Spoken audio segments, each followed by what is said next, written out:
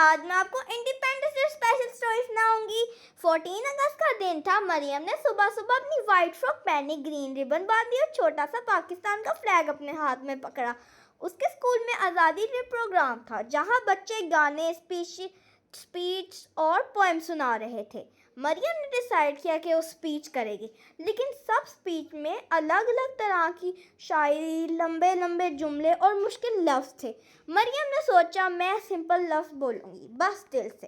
جب اس کا نمبر آیا، مریم اسٹیج پر گئی، مائک پکڑا اور کہنے لگی، پاکستان صرف ایک ملک کا نام نہیں، یہ ہمارا گھر ہے۔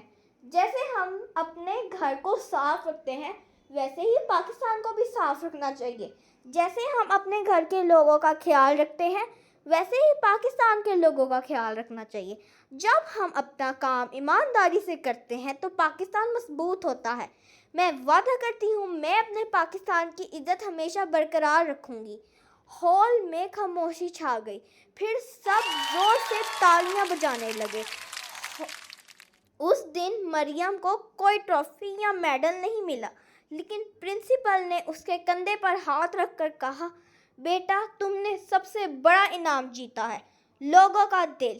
مریم گھر گئی اور اس نے سوچا، 14 اگست کا مطلب صرف جشن نہیں، اپنے ملک کے لیے بہترین انسان بننا چاہیے۔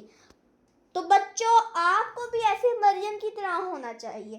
اور اگر آپ کو اس طرح کی اور اچھی اچھی اسٹوریز چاہیے تو میرے چینل کو لائک کریں، شیئر کریں اور سبسکرائب کریں۔ بائے۔